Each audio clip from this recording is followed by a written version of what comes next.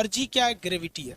Radius हमेशा maximum ले लीजिएगा, यानी ये वाला रेडियस, यानी कि यहाँ से ले ले, यहाँ से ले लीजिएगा, कोई भी वैल्यू आएगा। जैसे मान लीजिए आपका रेडियस 5 है और यहाँ पे आपका 9.8 है, 9×5 यह आ जाएगा √49, यानी 7।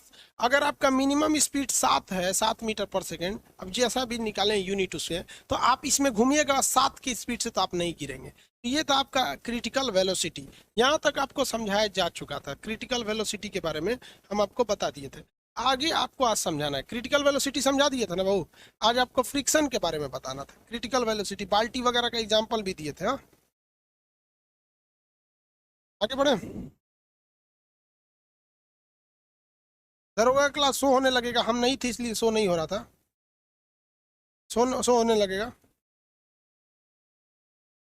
सर कह रहे हैं कि सर मास पे डिपेंड नहीं करेगा। नहीं बाबू, स्पीड पे डिपेंड करता है। अंतरिक्ष यान दिशा और गति निर्धारित कैसे करते हैं, ये जब हम आपको अंतरिक्ष यान पढ़ाएंगे, ग्रेविटी का चैप्टर है उसमें बताएंगे बाबू, ग्रेविटी का चैप्टर में।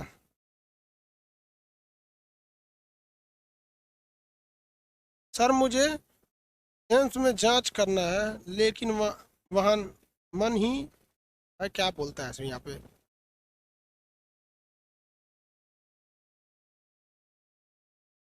मोनू कुमार कर रहे हैं सर, यूट्यूब पर फिजिक्स में वीडियो में डिटेल समझाएं, लेकिन यहाँ बहू आप यहाँ पढ़ेंगे मन से तब तो समझ में आएगा। आपको कोई डाउट है तो पूछिए ना। आपको एक एक कमेंट को 40 बार करेंगे, आपको डाउट है तो पूछिए। हर कोई भी टॉपिक जो होता है फिजिक्स का, तो जरूरी नहीं कि हर टॉपिक इजी हो या हर टॉपिक मतलब सिंपल ही हो। बहुत सारे कॉम्प्लिकेटेड टॉपिक भी आते हैं सब। तो कोई भी चीज़ आपको यूट्यूब, कभी कभी आपको फिजिक्स में कोई अच्छा लग सकता है, कोई टफ रहेगा तो बहुत भयानक लग सकता है। जैसे अभी आप पढ़ेंगे ना नति कोण अननति कोण, तो थोड़ा सा टफ हो जाता है। आपको क्या आसान वाला चीज़ बहुत अच्छा लगता है, अब बाकी जो टफ रहेगा वो कौन पढ़ेगा। तो यूट्यूब बाबू एक सिलेबस नहीं है, वहाँ इजी और हार्ड दोनों पढ़ाना होता है। या यूट्यूब एक सिलेबस नहीं ना है, जो भी चीज़ नॉर्मल आदमी बता दिया। यहाँ तो आपको टफ भी बताना है, हार्ड भी बताना है, मतलब इजी भी बताना है, तो इजी में मजा आएगा। यहाँ देखिए वो फ्रिक्शन, फिजिक्स में एक इंपॉर्टेंट टॉपिक है फ्रिक्शन। इसमें हमेशा एक क्वेश्चन आएंगे फ्रिक्शन, हिंदी में कहते हैं इसे घर्षण, हिंदी में कहेंगे घर्षण। अब कमेंट बंद रखेंगे आप लोग, जो जो क्वेश्चन इससे आते हैं सारे चीज़ों के बारे में डिटेल से बताते हैं। फ्रिक्शन एक प्रकार का फोर्स है, ये क्या है, एक प्रकार का बल है, ये फोर्स है।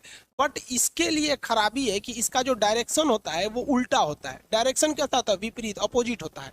तो फ्रिक्शन एक प्रकार, विपरीत, फ्रिक्शन एक प्रकार का फोर्स है जो हमेशा विपरीत डायरेक्शन में ढकेलता है।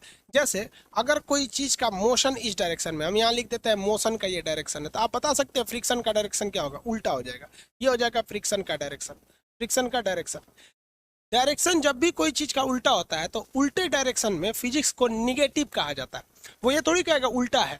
तो अगर हमारा डायरेक्शन बदल गया तो माइनस का साइन देता है। ये हम आपको फर्स्ट क्लास में बताए थे जब हम आपको डिस्प्लेसमेंट बता रहे थे। तो अगर डायरेक्शन सीधा है तो पॉजिटिव बोलते हैं, डायरेक्शन उल्टा है तो निगेटिव बोलते हैं। तो आप बताइए कि अगर घर्षण के विरुद्ध अगर कहीं फ्रिक्शन है, तो फ्रिक्शन के कारण जो वर्क हो रहा है वो पॉजिटिव होगा कि निगेटिव होगा, हमेशा निगेटिव होगा। क्योंकि फ्रिक्शन हमेशा उल्टा काम करता है। फ्रिक्शन हमेशा कैसा काम करता है, उल्टा काम करता है। आपको भी पता है कि फ्रिक्शन एक ऐसा चीज है जो मोशन यानी गति, मोशन को हिंदी में क्या कहते हैं, गति, गति को क्या करेगा, घटाएगा कि बढ़ा देगा, घटा देता है। फ्रिक्शन हमेशा किसी भी चीज के मोशंस को घटा देता है, उसकी गति को क्या करेगा, घटा देगा। कभी भी कोई ऐसा फ्रिक्शन नहीं है जो उसकी गति को बढ़ाएगा। किसी को कोई दिक्कत नहीं है। इसमें से एक दो क्वेश्चन आपको हमेशा, ये देखिए ये सब पूछा हुआ क्वेश्चन, हम यही लिख देते हैं।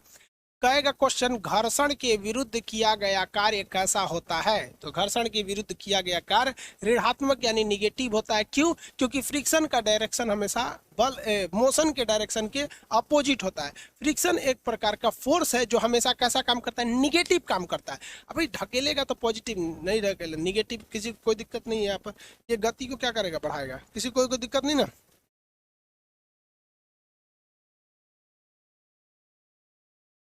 आगे बढ़े, किसी को कोई दिक्कत नहीं। इनका जूम नहीं हो रहा है नितिन को।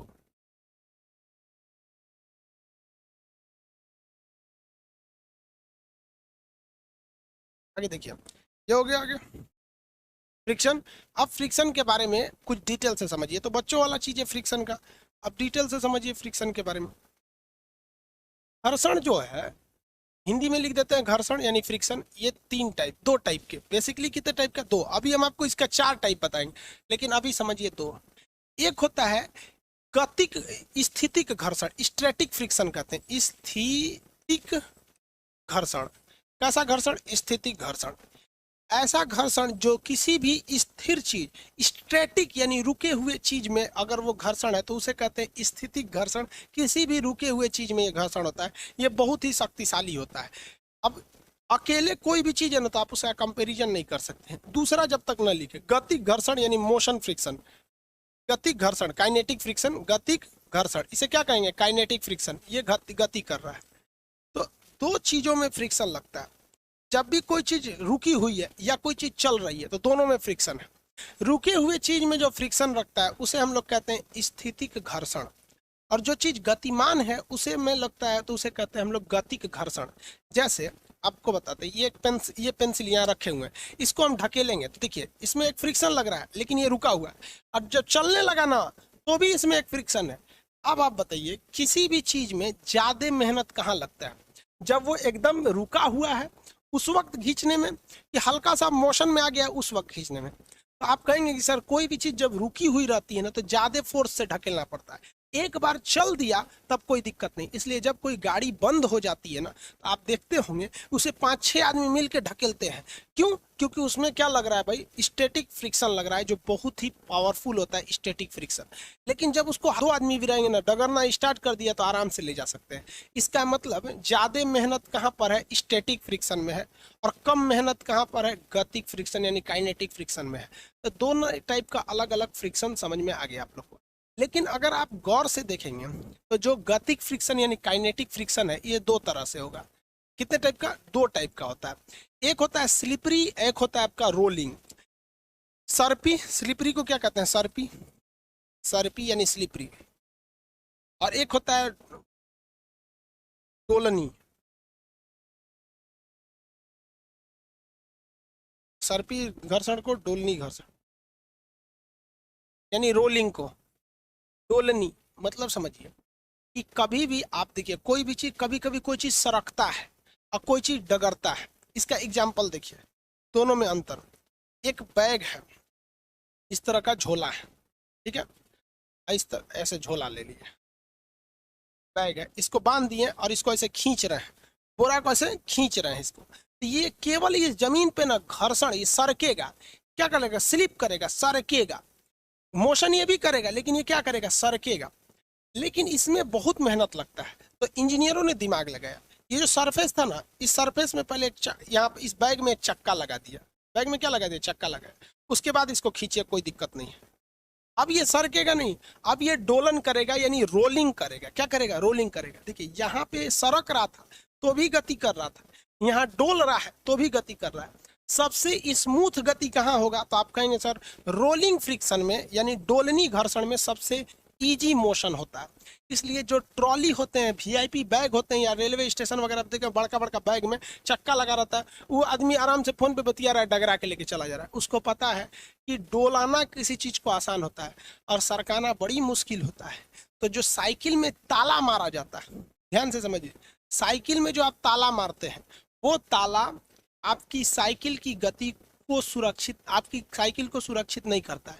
वो क्या करता है? जब आप साइकिल में ताला मार देते हैं तो आपकी साइकिल रोलिंग नहीं कर सकता है, डोल नहीं सकता है, लेकिन आपका साइकिल सरपी कर सकता है, सरक सकता है, यानी स्लिपरी मोशन कर सकता है। इससे क्या होगा कि जो चोर है वो साइकिल को ले जाएगा ना तो सरका सरका के ले जाएगा, तो उसको मेहनत ज़्यादा लगेगा, स्पीड कम हो जाएगी, बहुत कम ही दूरी तक जा पाएगा। तो चोरों फिजिक्स पढ़ ले, वो भी जानता है कि हमको डोलना यानी रोलिंग करना बहुत आसान है। रोलिंग क्या है? आसान है। और आप रोलिंग न करें साइकिल, इसलिए पिछला चक्का में आप मार दिए हैं ताला। तो चोरवा को पता है कि अगला चक्का में तो ताला मारे नहीं है, या आप ही से गलती से चाबी घुस गायब हो गया, तो क्या करिएगा? पीछे का साइकिल का पोर्शन पकड़िएगा, पीछे का टांग दीजिएगा। तो जो पीछे आप ताला मार के उसे सरकने के लिए मजबूर किए थे वो तो उठा लिए, और आगे वाले पैसे डगरा के लेके चला जाता है। तो सबसे ईजी कौन सा होता है? सबसे ईजी, सबसे आसान डोलनी होता है। इससे टफ कौन सा होता है? सरपी होता है। और सबसे खतरनाक क्या होता है? आपका स्थितिक घर्षण होता है। तो फ्रिक्शन कितने टाइप का देखें? 3 टाइप का। सबसे कम घर्षण कहाँ लगेगा? सबसे कम घर्षण लगता है डोलनी यानी रोलिंग में, इसीलिए सबसे कम मेहनत लगता है, क्योंकि फ्रिक्शन ज्यादा मेहनत ज्यादा, फ्रिक्शन कम मेहनत कम, सबसे कम फ्रिक्शन रोलिंग फ्रिक्शन, सबसे ज्यादा स्टैटिक फ्रिक्शन। अगर कोई जैसे कोई बोरा है उसमें अनाज रख दिए हैं, वहाँ रख दिए, उसको ऐसे पैर से मारिएगा ना तो हिलवे नहीं करेगा, इसे पचक के रह जाएगा, थोड़ा भी खींचिएगा तो जल्दी खिंचाएगा नहीं। मेहनत लगा के खींचिएगा ना, जैसे खींचिएगा तब वो क्या होगा, सर्पी घर्षण हो जाएगा, सर्पी घर्षण। तो बहुत मेहनत लगता है। सबसे ज्यादा मेहनत किस में है? स्थिति घर्षण में। बोरा को उठाइए, ईंट पे रखिए और तब चलेंगे तो बहुत मेहनत है। उससे अच्छा बोरा को पकड़िए, सरका दीजिए, सरकाएंगे तो और मेहनत, थोड़ा सा उसके तुलना में तो कम मेहनत है सरका के लाने में, उससे दिक्कत नहीं है। तो ठेला गाड़ी रखिए, अब बोरा को किस पे उठा कर रख दिए? ठेला गाड़ी पे, ठेला गाड़ी के नीचे चक्का लगा, आपका डोलनी घर्षण हो जाएगा। तो फ्रिक्शन को कम करना बहुत जरूरी है। अगर फ्रिक्शन कम नहीं होगा तो मेहनत बहुत लगेगा। सबसे कम फ्रिक्शन कौन सा होता है? डोलनी फ्रिक्शन होता है, यानी डोलनी घर्षण, यानी आपको इंग्लिश में कहेंगे रोलिंग फ्रिक्शन। समझा गया कि नहीं?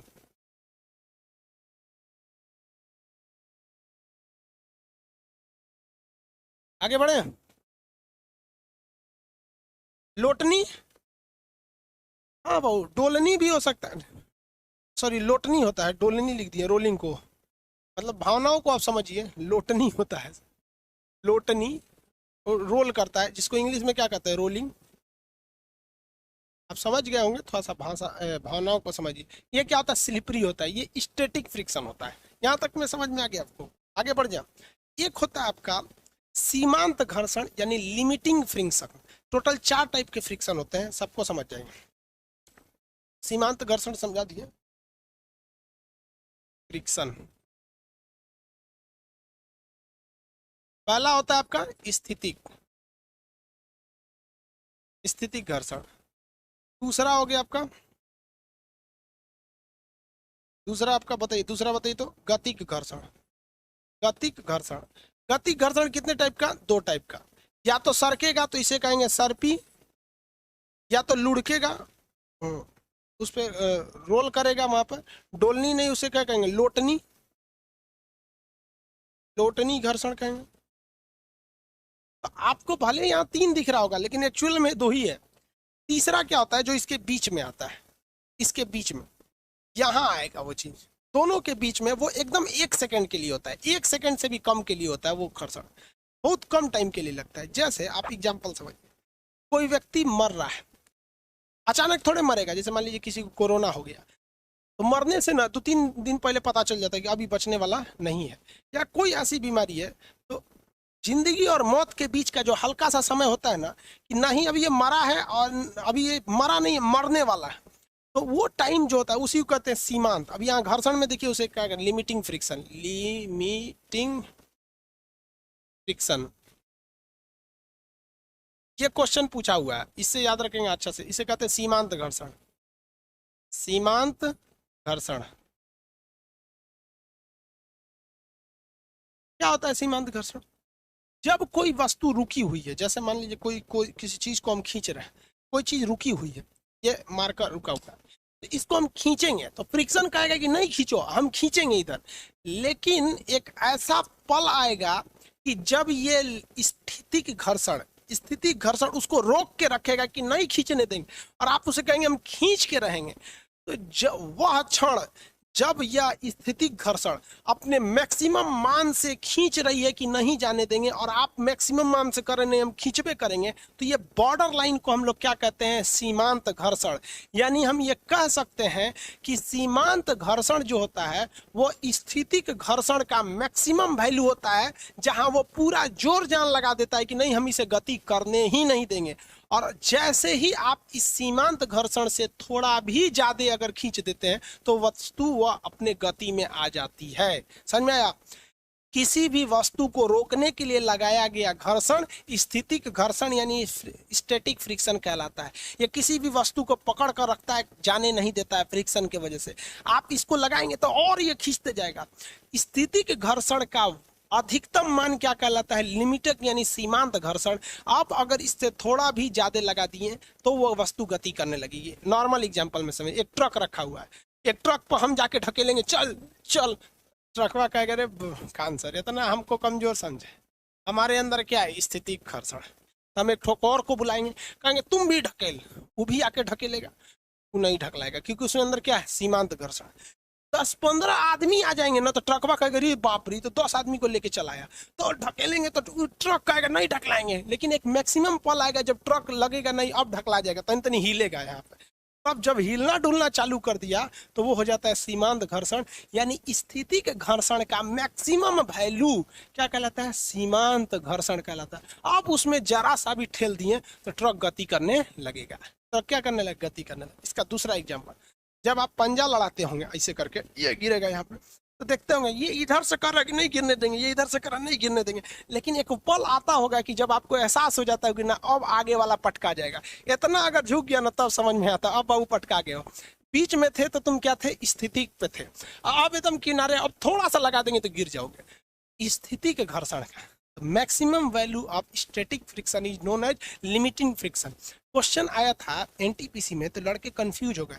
कहा गया था किसी वस्तु को गति में लाने के लिए, गति मतलब मोशन में लाने के लिए, यहाँ देखिए, किसी वस्तु में गति, किसी वस्तु को गति में लाने के लिए कौन से फ्रिक्शन की जरूरत है। तो भैया गति में लाने के लिए यहाँ बीच में कौन सा होता है, सीमांत घर्षण। सीमांत घर्षण देखिए ना, स्थिति घर्षण उसे रोक रहा है, रोकते रोकते जहां वो एकदम मैक्सिमम कहता है कि ना भैया अब मत बल लगा देना, तो उस मैक्सिमम वैल्यू को क्या कहते हैं, सीमांत घर्षण। अगर इसमें थोड़ा सा भी चेंजिंग ला दिए तो फिर वो क्या करने लगेगा, गति करने लगेगा। किसी को कोई दिक्कत नहीं। फ्रिक्शन कितने टाइप का देखें, रियल में तो 3 टाइप का, लेकिन अगर पार्ट बाई पार्ट देखें 4 टाइप का।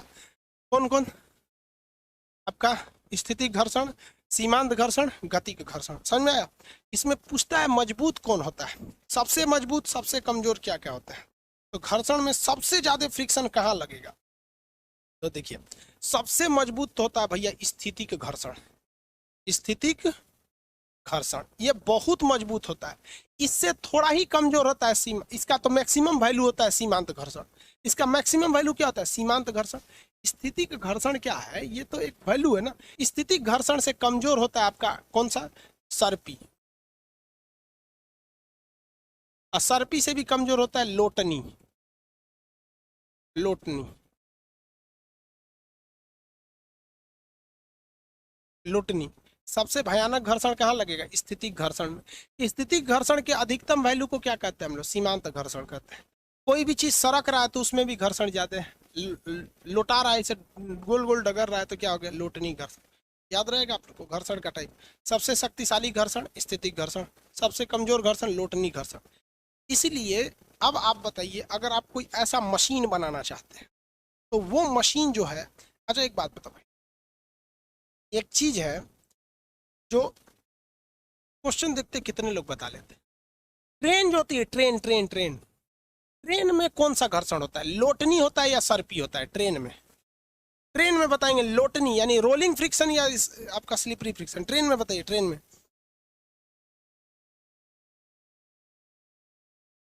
ट्रेन में बताएंगे लोटनी। वेरी गुड, रोलिंग यानी लोटनी होती है ट्रेन में, रोलिंग यानी लोटनी होती है। आगे बढ़िए। पानी वाली जो जहाज होती है यानी नाव होती है, नाव जो पानी पे चलती है, नाव पानी वाली जहाज, बोट या शिप, उसमें कौन सा होता है, पानी वाली जहाज या नाव या बोट में क्या होता है, आंसर दीजिए, बोट में क्या होगा, बोट में, बोट बोट बोट बोट में कौन सा होता है भैया, बोट में slip ring. Very good, boat में स्लिप रिंग होता है।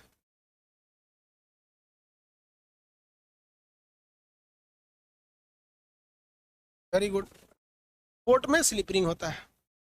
ये बताओ,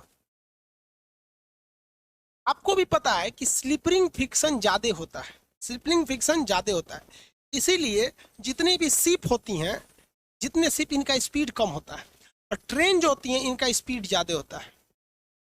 ट्रेन जो होते हैं इनका स्पीड ज्यादा होता है क्योंकि ट्रेन लुढ़क के चल रहा है, असली पैसे घसटा के चल रहा है, क्या हो रहा है, घसटा के चल रहा है। इतना तो दिमाग लगाए ना आप लोग। इसका मतलब कि अगर हमें किसी चीज की स्पीड को कम करना है तो उसे लोटनी से कहाँ लाइए, सर्पी पे लाइए, उसे लोटनी से सर्किल पे सही। इसीलिए आपकी जो साइकिल होता है इसमें लॉक लगा दिया जाता है, साइकिल में जब लॉक लगा देते हैं तो साइकिल लॉक हो जाने के बाद उसकी जो लोटनी यानी लौटाने की क्षमता है, इस तरह से वो लौटाने की क्षमता खत्म हो जाती है। अब वो लौटाता है कहाँ, अब वो सरकता है। और बढ़िया से करना है तो अगवा पिछवा दोनों ओर ताला मार दीजिए। समझ में आया कि नहीं? क्या ताला मार देंगे, लोटनी से ये सरपी पे चला जाता है। हम एरोप्लेन में कौन सा, वाह वाह वाह, very good very good. Aeroplane में ये समझ में आ गया। अब इसमें भी फ्रिक्शन देखिए किस में ज्यादा होता है। सॉलिड का फ्रिक्शन ज्यादा होता है, उससे कम होता है लिक्विड का, और उससे कम होता है गैस का। से कम किसका? Solid, liquid, gas. इंग्लिश में लिख दे, सॉलिड, लिक्विड और गैस। अब बता बबुआ, एरोप्लेन किस में उड़ती है? हवा में उड़ती है, इसलिए धनाधन भागती है। समझ में आ गया कि नहीं? उसमें किसी कोई दिक्कत नहीं है। पानी में किसी चीज को आप पानी के ऊपर कोई भी चीज तो लौटा सकती नहीं, क्योंकि पानी जो होता है ना नीचे से प्रतिक्रिया बल लगाता ही नहीं। इसलिए पानी में सोचिएगा लोटा चले तो कैसे लौटाइएगा? नहीं लौटा पाते हैं यहाँ पे।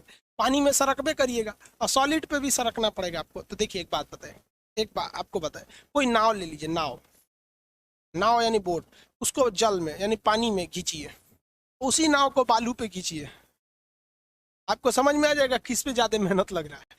नाव जो है पानी में आराम से खींचा जाती है, क्योंकि पानी का फ्रिक्शन क्या होता है? कम होता है, क्योंकि पानी क्या लिक्विड है। उसी नाव को अगर बालू पे खींचेगा तो फिर नहीं खींचा पाता है। समझ में आएगा कि नहीं आ रहा?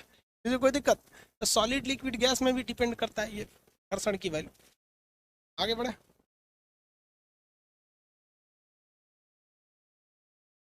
मानव में कौन सा घर्षण होता है? बकलोला कौन ची में रगड़ाएगा ये तो दीपन।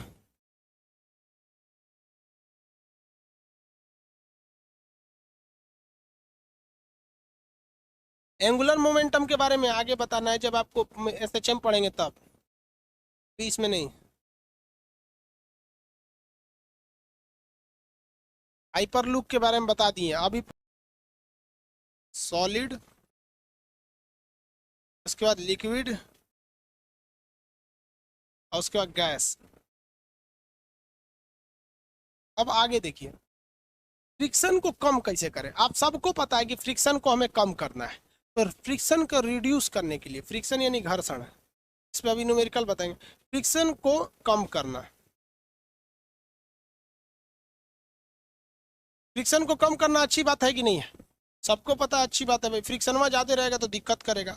सबसे पहला काम कीजिए कि जितना भी सरकने वाली चीज है, सर्पी घर्षण, क्या है? सर्पी घर्षण, इसे लौटाइए, लोटनी करिए। लोटनी यानी साइकिल में अगर ताला मारे हैं तो ताला खोल दीजिए, क्योंकि ताला मारेंगे तो सरकेगा, इसे लोटनी हो जाएगा। ये काम कौन करता है? Ball bearing.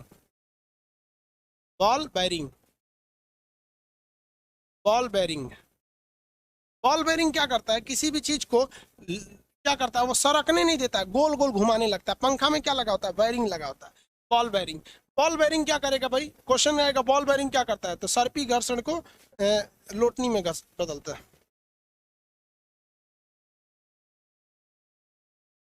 बेयरिंग भूल जाओ।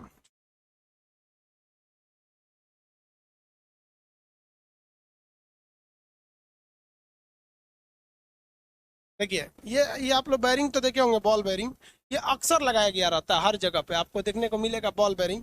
ये सब का काम क्या होता है बॉल बेयरिंग का?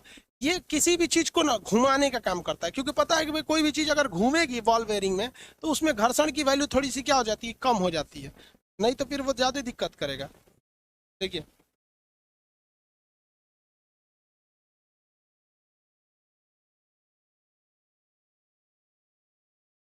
ये बेयरिंग देखे आप लोग, ये वायरिंग क्या करता है? किसी भी चीज को फिसलने नहीं देता है। ये क्या करेगा कि अगर आप इसे, ये कभी भी आपके साइकिल वगैरह में सर्पी घर्षण करने ही नहीं देता है। ये आपको क्या करता है? लोटनी घर्षण करने देता है। लोटनी घर्षण, ये दो लेयर होते हैं। ये बाहर वाला अच्छा से घूमता है, इसके बीच में छर्रा लगा होता है, बेयरिंग लगे होते हैं। कभी कभी ये घिस जाता है ना, तो अच्छे से आपका साइकिल का चक्का नहीं घूम पाता है। ये पंखे में भी लगा होता है, मोटर में भी लगा होता है। दुनिया का कोई भी चीज जहाँ घूमने की कोई चीज होगी वहाँ ये बेयरिंग जरूर लगा रहेगा। जाएगा, क्योंकि ये बेयरिंग किसी चीज़ को सरकने नहीं देता है बल्कि लौटने देता है। तो जब कभी हमें फ्रिक्शन कम करना है तो एक चीज़ का ये ध्यान जरूर रखना है कि हम क्या करें, सर्पी घर्षण को लोटनी घर्षण में बदल दें। कहेगा कि बॉल बेयरिंग का काम क्या होता है, तो ये किसी चीज़ को सरकने नहीं देता है बल्कि लौटाने देता है। और किस चीज़ का प्रयोग कर सकते हैं, पाउडर का। इसका पाउडर का प्रयोग कर सकते हैं घर्षण को कम करने के लिए। कैरम बोर्ड खेलते हैं, कैरम बोर्ड खेलते समय आप देखते होंगे उसमें क्या मार देता है आदमी, पाउडर छिड़क देता है। तो उसमें भी क्या कर सकते हैं आप, फ्रिक्शन को कम कर सकते हैं। पाउडर का ही काम करता है ग्रेफाइट, ग्रेफाइट ग्रेफाइट। लेकिन समस्या समझिए, ग्रेफाइट भी एक तरह का पाउडर है। पेंसिल का जो नोक होता है ग्रेफाइट, उसको पीस के आप क्या कर दिए, पाउडर बनाइए। कभी पेंसिल को ना आप क्या करिएगा, दीवार पे ऐसे रगड़िएगा, उसके बाद उसको छुइएगा, इतना चिकना हो जाता है। अगर आप पेंसिल का जो ग्रेफाइट इतना चिकना होता है, आप अंदाजा लगाइए, अगर आप कहीं पेंसिल का बुरादा इसे रगड़ दीजिए और से अंगूठा में उसको भर लीजिए, तो आपके अंगूठे में जितने गैप है ना उसमें इतना अच्छा से भर देगा कि आप अंगूठा लगाएंगे तो निशान नहीं लगेगा, एकदम बराबर लग जाएगा।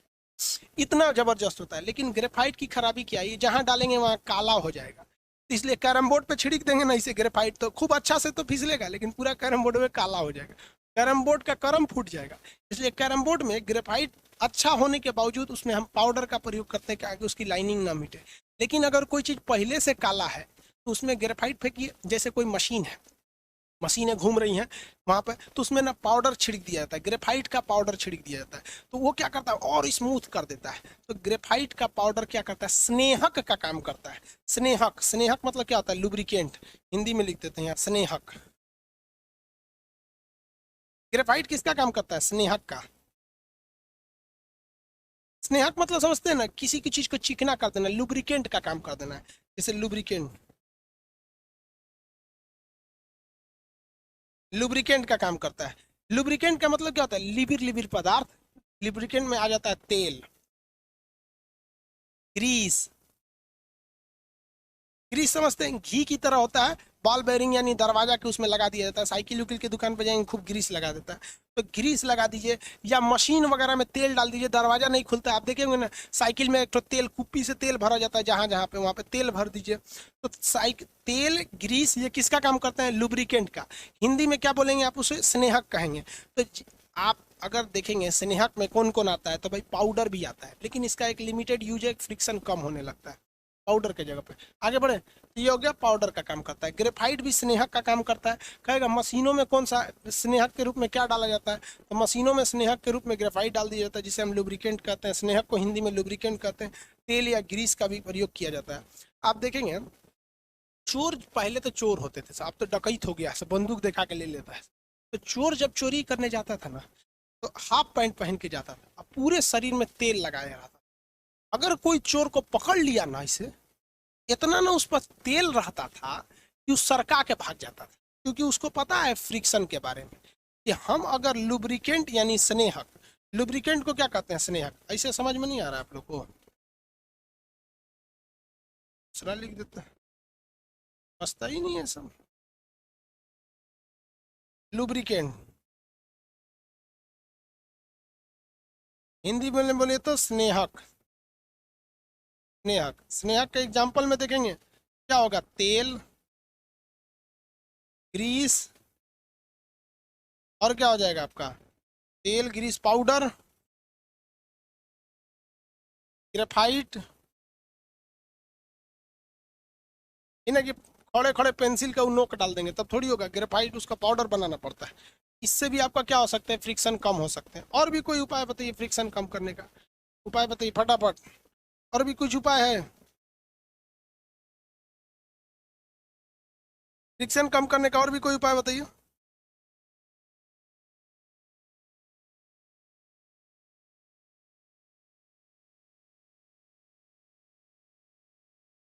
और कोई उपाय, लुब्रिकेंट और ग्रीस एक ही होता है भाई, लुब्रिकेंट को में ये सब चीज आ जाते हैं। कीचड़ वगैरह भी ठीक है, मोबिल वगैरह, हाँ वेरी गुड। देखिए जितने भी लिक्विड शेप में आएंगे सब सब इसमें आ जाते हैं। लुब्रिकेंट में सब आ जाएंगे सब। देखिए इसमें तेल आ जाएगा, मोबिल आ जाएगा, मोबिल आ जाता है, सब आते हैं सब, मोमबत्ती वगैरह जितना भी लिक्विड, थूक,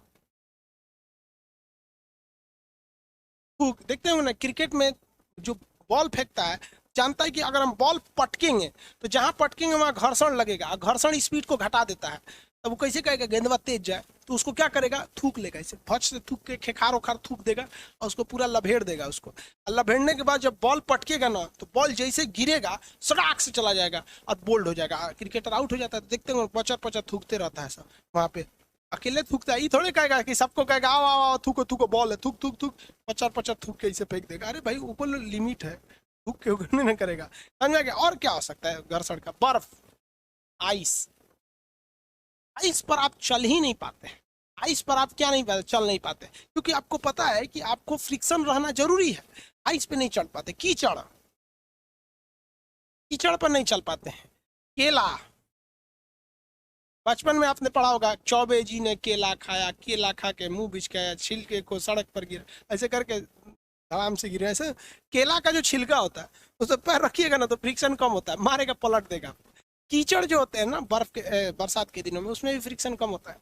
बर्फ पर चलना क्या होता है, मुश्किल होता है। बालू पर भी मुश्किल होता है, अभी आगे बताएंगे बालू पर क्यों मुश्किल होता है, दोनों एक ही चैप्टर में पढ़ना है। आइस वगैरह पे चलना मुश्किल होता है, इसलिए आप देखे होंगे जो आइस वाले शूज होते हैं उस जूता को, उसको उसके नीचे कटीले तार होते हैं, कटीले वो होते हैं सर, जिसे आइस शूज कहेंगे। आइस शूज क्या होता है, उसमें ना कटीले वो निकले रहते हैं सर, आइस शूज वाले में देखिए, उसमें कांटा कांटा टाइप का रहता है सर, आइस वाले शूज में। यहाँ पे कहाँ निकले, ये देखिए, ये आइस शूज पे चलने के लिए। इसमें अगर देखेंगे तो आपको फ्रिक्शन कम रहता है आइस वाले शूज में, इसलिए इसको लगा दिया जाता है ताकि आपको कटीले चीज़ों पर चलने में प्रॉब्लम ना हो। आइस शूज आर्मी वगैरह को भी दिया जाता है ये वाला शूज।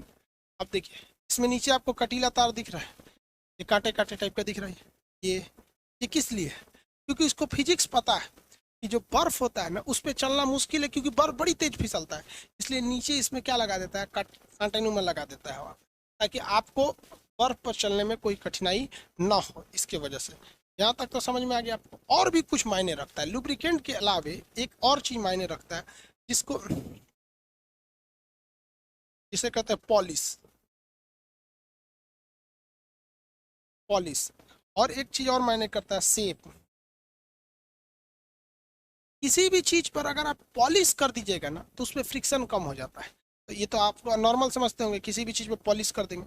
अब इसको क्या करता है फ्रिक्शन कम करने के लिए, चौकी देखें, चौकी, बढ़ई इसको काम करता है, बढ़ई, बढ़ई,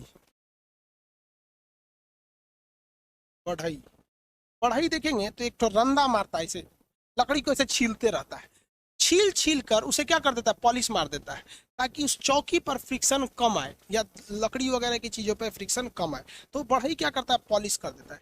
शेप भी मायने रखता है, किसी भी चीज़ का शेप कैसा है, किस डिजाइन का है, उस पर भी वो डिपेंड करता है फ्रिक्शन। जैसे हम आपको दिखाते हैं एक चीज, एक छड़ है, सपोज कीजिए कोई छड़ है, आप घर बनवाने जा रहे हैं, रॉड एग्जाम्पल में ही देख लीजिए, इसे बनाएंगे तो फिर अच्छा नहीं बनेगा, डायरेक्ट दिखा देते हैं।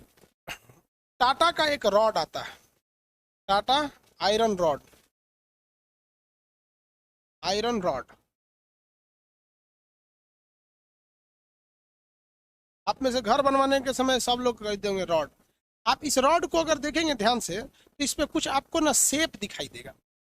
ये शेप क्यों बनाए जाते हैं इस पर, ताकि ये मसाला वगैरह को अच्छा से पकड़ सके। टाटा रॉड वगैरह को देखेंगे, ये रॉड है ना, इस पे आपको दिखेगा, ये जानबूझ के बता देता है इस तरह का शेप, ताकि इसमें फ्रिक्शन आ जाए, और जैसे फ्रिक्शन आएगा ये किसी भी चीज को अच्छे से पकड़ लेगा। देखिए छड़ खरीदने जाएंगे तो आपको कभी भी छड़ मिलेगा तो इसी शेप में मिलते हैं सर, इसमें फ्रिक्शन देखिए ज़्यादा हो जाएगा, और ये आपके सीमेंट मसाला वगैरह को अच्छे से पकड़ लेता है ये छड़ वगैरह। तो आप क्या देख सकते हैं, कभी भी किसी चीज का शेप जो होता है, शेप, उसका आकार, वो भी डिपेंड कर देता है कि किस तरह से फ्रिक्शन होगा या कैसे नहीं होगा। तो ये कई चीजें मायने रखते हैं, शेप मायने रखेगा कि नहीं रखेगा, शेप, आकार, जिसे क्या कहा जाता है आकार, ये भी मायने रखता है। आप एग्जाम्पल में देखिए तो यहाँ देखिए एक रॉड है जिसे पकड़ के आपको लटकना है, यहाँ एक रॉड बना दी है, ये ब्लैक कलर का एक रॉड है, इसे पकड़ कर आपको लटक जाना है, इसको पकड़ के लटकना है। और एक दूसरा रॉड है रेड कलर का, इसे भी पकड़ कर लटकना है। लेकिन इस रॉड में हम एक अलग से शेप दे देते हैं, इस तरह से कुछ कुछ शेप दे देते हैं, इसमें कुछ इस तरह से शेप दे देंगे, इस टाइप का रिंग टाइप का बना दिए, ये सिंपल बना दिए। अब हम इस पे एक तो आदमी छोटिया को चढ़ा देते हैं, छोटिया इस पे चढ़ी हुई है, इसे पकड़ ले रहे छोटिया यहाँ पर, और इस पे चढ़ा हुआ है छोटिया, छोटुआ। छोटुआ देखा कि छोटिया इस पे क्या करने चढ़ी है तो यो चढ़ गया। आप बताइए ये गर्ल पर फ्रिक्शन ज्यादा है कि इस बॉय पर फ्रिक्शन ज्यादा लगेगा? किस पर फ्रिक्शन की वैल्यू ज्यादा रहेगी, गर्ल या बॉय? आंसर देंगे।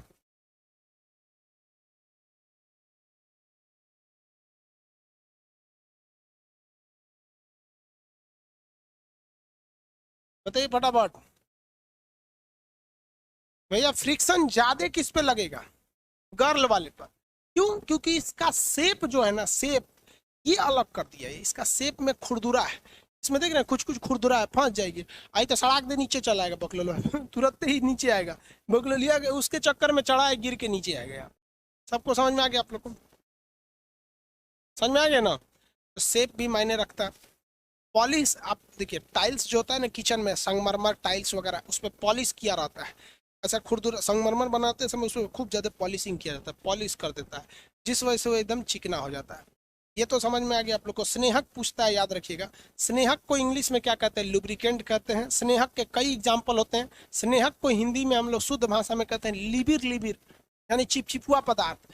कोई भी चीज़ जब लिबिर लिबिर हो जाता है ना, तो उसे क्या कहते हैं? स्नेहक कहते हैं। जैसे आप देखते होंगे नाक में जब सर्दी हो जाता है एकदम गीला पोटा, तो कोई दिक्कत नहीं है क्योंकि वो लिबिर लिबिर है। लेकिन वही नाक में जब नकटी बैठ जाता है तो उसे खखोर के लाते हैं तो फाड़ देता है वहाँ पर, तो लिबिर। थूक, कहीं भी थूक लगा देंगे तो घर्षण कम हो जाता है। क्रिकेटर वगैरह इसका ज़्यादा प्रयोग करते हैं लोग। समझ में आ रहा है कि नहीं आ रहा है? आगे बढ़ जाए। ये हो गया आपका स्नेहक वगैरह का चीज़। अब आप में से इसमें आंसर दीजिए, आंसर दीजिए। आप बताइए कि क्या साइज किसी भी चीज़ का, यानी साइज यानी मायने रखता है? फ्रिक्शन पे साइज का कोई इफेक्ट पड़ता है? आंसर देंगे तो क्या फ्रिक्शन पर साइज का?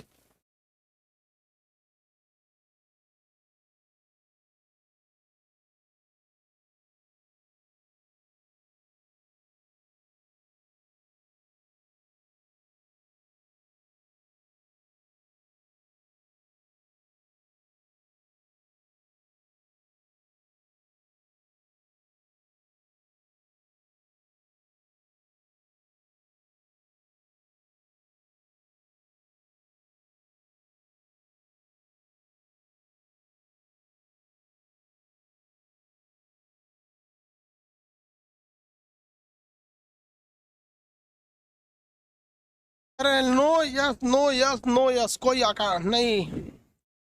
साइज का कोई इफेक्ट नहीं पड़ता है। ये इफेक्ट पड़ता है सरफेस का।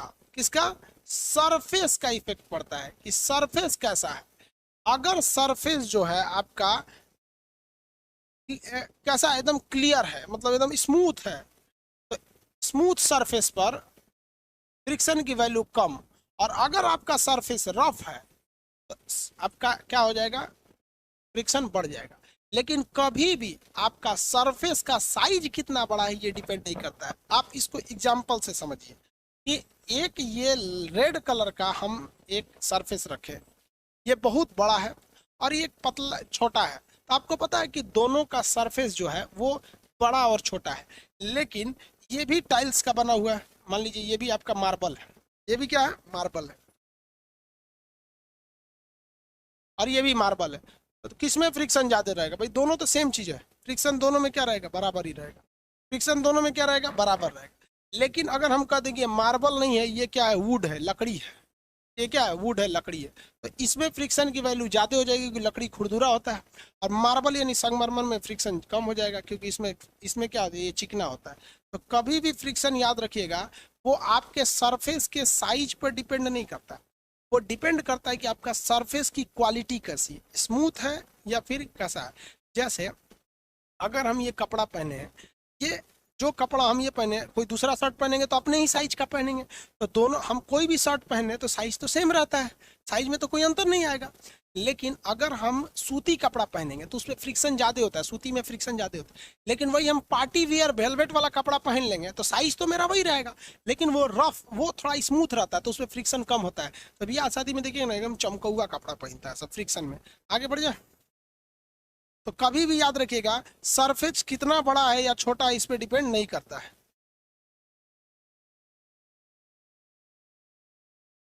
एक आदमी कर रहे हैं कृष्णा को 50 किलो का बोरा खींचेंगे और 5 किलो का खींचेंगे, अंतर आएगा कि नहीं आएगा? अंतर आएगा बाबू। वो आपको न्यूमेरिकल में सॉल्व करना है, उसमें आएगा आपका अंतर रिएक्शन फोर्स के वजह से, म्यू बराबर आएगा उसमें। अब आप ही बताइए ना, एक हम आपको 5 किलो का बोरा खींचने को दे देते हैं और जमीन पे उसको खींचिए, और एक तो हम आपको 50 किलो का बोरा खींचते हैं लेकिन उसमें चक्का के लिए दे देते हैं। तो अगर हम ट्रॉली में लगा के चक्का में दे देंगे तो आप एक उंगली से उसको खींच लीजिएगा, अतनी 5 किलो का बोरा एक उंगली से खींचिए, नहीं ना खिंचाएगा। वो आगे आपको भी देखना उसमें, ऐसा नहीं है कि एक ही चीज़ पे सब हो जाएगा। वेट पर डिपेंड करता है, वो न्यूमेरिकल में बताएंगे, वेट पर डिपेंड कर।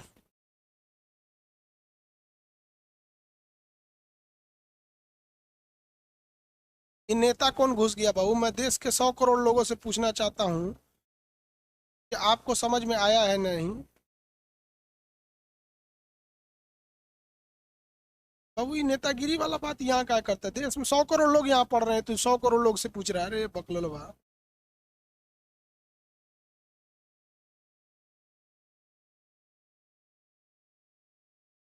आगे बढ़े, अब न्यूमेरिकल के बारे में समझते हैं हम लोग। यहाँ पे न्यूमेरिकल क्वेश्चन 3-4 पूछता है, उसके बारे में बताते हैं।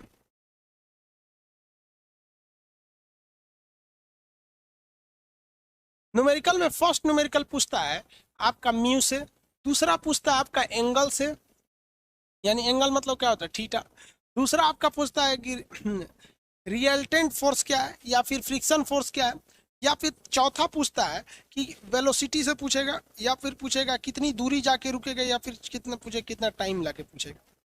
ये 5 न्यूमेरिकल 6 न्यूमेरिकल, जिसमें आपको केवल यही 2 न्यूमेरिकल ज्यादा आते हैं, हालांकि हम ये सब बता देंगे आपको। देखिए, कहेगा कि किसी तल का आपका घर्षण गुणांक निकालने के लिए म्यू निकालने को कह सकता है, या फिर एंगल निकालने को कह सकता है। ऐसे पूछ सकता है कि कोई सरफेस है जिस पर घर्षण की वैल्यू दे देगा कि इस तल पर इतना घर्षण है, इसे ब्रेक लगाएंगे तो कितनी दूरी जाकर ये रुकेगी।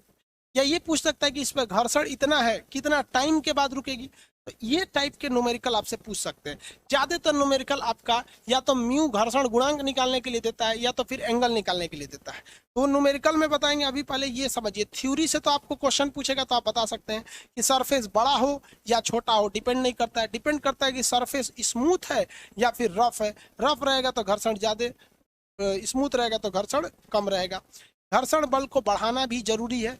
अगर आप घर्षण बल को कम रखेंगे, कभी कभी घर्षण से फायदा हो जाता है। जैसे बर्तन धोने के लिए जो झामा यूज करते हैं लोग, उस जानबूझ के खुरदुरा यूज करते हैं ताकि बकोट के निकाल दे। मैल छोड़ाने के लिए गांव में एक ईंटा रख ले रहता है खुरदुरा टाइप का, उससे छोड़ाता है कि मैल बकोट के निकाल दे। तो कभी कभी घर्षण जरूरी भी है। जहाँ जरूरी है घर्षण वहाँ आप रफ कर दीजिएगा, जहाँ जरूरी नहीं है वहाँ आप स्मूथ कर दीजिएगा। अब बार बार आप किसी चीज को, कई ऐसे चीजें होते हैं जिसको आप छील छाल के स्मूथ नहीं कर सकते, ना ही उसे बड़ा कर सकते, तो फिर उसमें आपको क्या करना पड़ता है? लुब्रिकेंट मिलाना पड़ता है। समझ में आया कि नहीं? लुब्रिकेंट तेल हो सकता है, ग्रीस पाउडर, ग्रेफाइट वगैरह।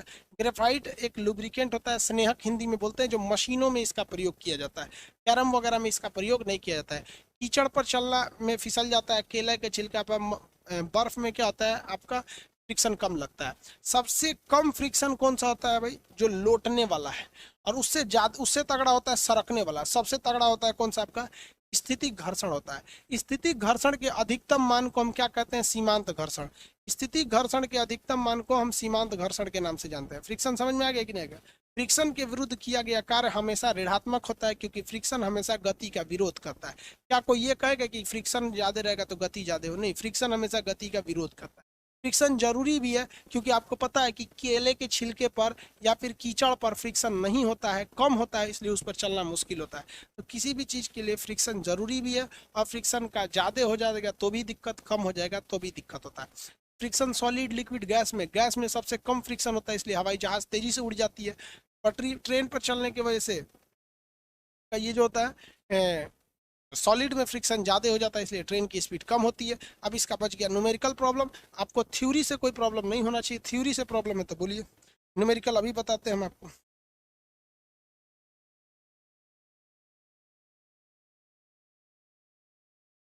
निशांत कुमार कह रहे हैं कि सब लोग मिलकर क्वालिटी ऑप्शन के लिए एक बार कमेंट करो। आपको क्या लगता है, आप सब लोग मिलकर कमेंट करेंगे तो एक बार में हो जाएगा? हाँ, हमको खुद टाइमिंग लगते हैं किसी चीज़ को करने के लिए, हम खुद बोले हुए हैं हो जाएगा तो आपको बता देंगे, नहीं तो आप कमेंट करते रहेंगे। सब लोग मिल के करेंगे, क्या दिक्कत है, एक बटन दबाएंगे सबका कमेंट ऑफ हो जाएगा। नेतागिरी मत कर बाबू क्लास में, आपको पहले भी बोले हैं, हम डॉक्टर के पास गए थे, 2 चीज़ का दवाई दिया, गुस्सा तेज आ जाएगा, दूसरा नींद आएगा।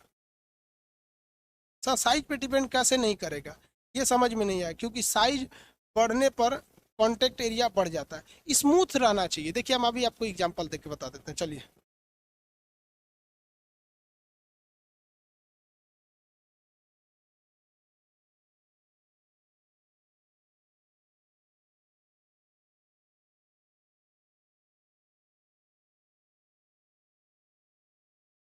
देखिए वो साइज पे कैसे डिपेंड नहीं करता है। यहाँ एक देखिए, एक छोटा सा कटोरा है, ठीक है, छोटा सा ये कटोरा है, इसके एरिया अगर ये छोटा कटोरा है, अगर हम दूसरा क्या ले लें, एक ले लें, एक मास्क ले लेते हैं, एक मास्क ले लेते हैं। अगर आप कांटेक्ट एरिया देखिएगा, कांटेक्ट एरिया, तो किसका कांटेक्ट एरिया ज़्यादा है? कांटेक्ट एरिया मास्क का ज़्यादा है, इस मास्क का एरिया ज़्यादा है, लेकिन इस कटोरे का एरिया कम है, ठीक है। आप कह रहे हैं कि सर एरिया पे भी डिपेंड करना चाहिए, जिसका एरिया ज़्यादा रहेगा उसका फ्रिक्शन ज़्यादा रहेगा। एक बात बताओ भाई, इससे हम मैल छोड़ाते हैं इस मास्क से, तो इस मास्क का सरफेस एरिया ज़्यादा क्या है, रफ है, इसलिए मेरे मैल को छोड़ा देगा। इससे मैल छोड़ाएंगे, छोड़ा देगा? नहीं छोड़ा पाएगा। इसलिए कांटेक्ट एरिया पर डिपेंड नहीं करता है, डिपेंड करता है कि कांटेक्ट एरिया का सरफेस स्मूथ है या क्लीन है। समझ में आया कि नहीं? का छोटा बड़ा से मायने नहीं रखता है, साइज से मायने नहीं रखेगा। एक और आपको एग्जांपल देते हैं साइज के लिए, चलिए और के एग्जांपल देते हैं। ये देखिए, ये एक चाबी है, ये क्या है, चाबी है। इस चाबी का एरिया नो डाउट इसके सरफेस एरिया से छोटा है। इसमें कांटेक्ट एरिया किसका ज्यादा होगा? इस स्टील के बर्तन का। लेकिन इसमें कांटेक्ट एरिया कम किसमें? चाबी में। अगर हम इस चाबी से बकोट ले तो ससुरा फाड़ देगा, ऐसे ऐसे करते रह जाएंगे, नहीं फटेगा। देखिए कितनों करते रह जाएंगे, नहीं फटेगा, जबकि एरिया कांटेक्ट एरिया ज्यादा है, लेकिन फ्रिक्शन कहाँ लगा पा रहा है? लगा पा रहा है, इसका एरिया कम है। अबे बकोट लेंगे तो सब मांस झड़ जाएगा यहाँ पे। तो कभी भी बाबू आपके दिमाग में होता है, आपका क्वेश्चन लाजमी अच्छा है, कभी कभी लगता है फिजिक्स में नहीं ऐसा होता है, लेकिन कभी होता नहीं है ऐसा कभी। तो देखिए इसका एरिया छोटा है तो आपको लगेगा छोटा है तो फ्रिक्शन भी कम होना चाहिए, इसका एरिया बड़ा है तो फ्रिक्शन, भाई बड़ा से कोई मतलब नहीं। जैसे ये इतना बड़ा है, इसमें अगर हम अपना ऐसे मुंह रगड़ेंगे तो कोई दिक्कत नहीं होगा, पूरा मुंह रगड़ लेंगे कोई दिक्कत नहीं है। और इसी को हटा के कोनो नया नया दीवार है जिसपे प्लस्तर नहीं हुआ है, वो पे मुंह रगड़ लें तो थूर देगा यहाँ पर। इसलिए एरिया कैसा है ना, एरिया का मतलब रफ है या क्लीन है, इस पे डिपेंड करता है। कल हम आपको इसका एग्जांपल वो न्यूमेरिकल बता देंगे, आज थ्योरी बता दिए। सर मछली को तैरने में कौन सा घर्षण लगता है? भाई मछली के अंदर तो लिक्विड का घर्षण लगता है, वो तो आर्किमिडीज के सिद्धांत पर तैरती है।